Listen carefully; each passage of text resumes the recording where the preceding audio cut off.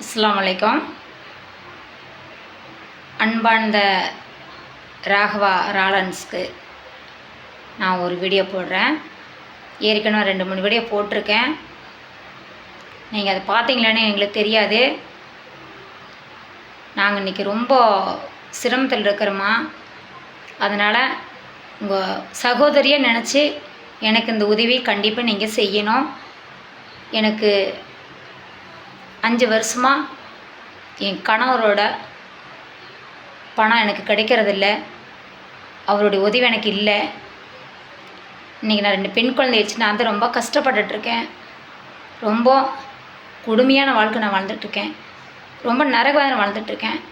தவறாக நினைக்காதீங்க. இன்றைக்கி நான் ரொம்ப கஷ்டப்பட்டுட்ருக்கேன். எனக்கு பைல்ஸ் ப்ராப்ளம் இருக்குது, ஆப்ரேஷன் பண்ணணும். அது மட்டும் இல்லை, 15 வருஷத்துக்கு முன்னாடி எனக்கு ஆக்சிடெண்ட் ஆயிடுச்சு. ரொம்ப வெயிட்டான வேலை செய்ய முடியாது. உடம்புல எல்லாம் உள்ளடியாக ஆனதுனால எலும்பெல்லாம் ரொம்ப கொஞ்சம் வலி எடுக்கிறதுனால ரொம்ப கஷ்டப்பட்டு என்னால் வேலை பார்க்க முடியல. அதனால் எதனால் முடிஞ்சதா வீட்டு வேலைக்கு போவேன்.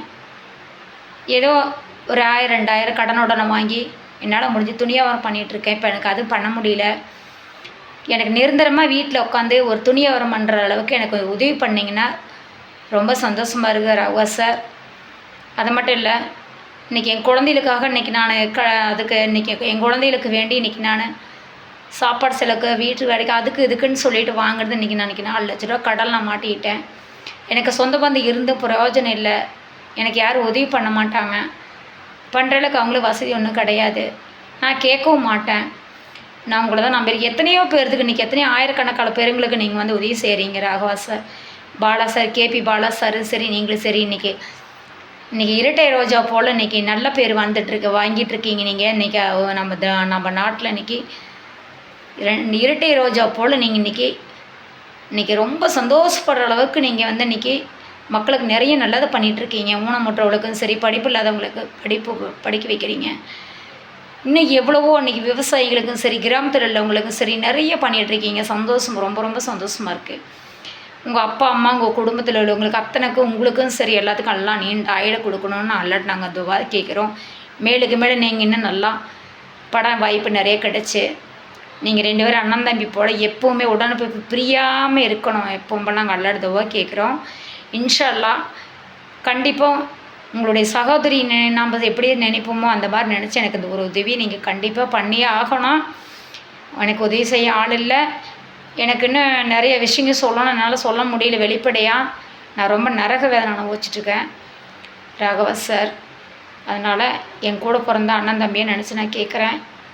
கண்டிப்பாக எனக்கு நீங்கள் இந்த உதவியை நீங்கள் பண்ணியே ஆகணும். நான் கடன் வந்து எனக்கு என்னை மீட்டு கொண்டு வந்து கொடுங்க.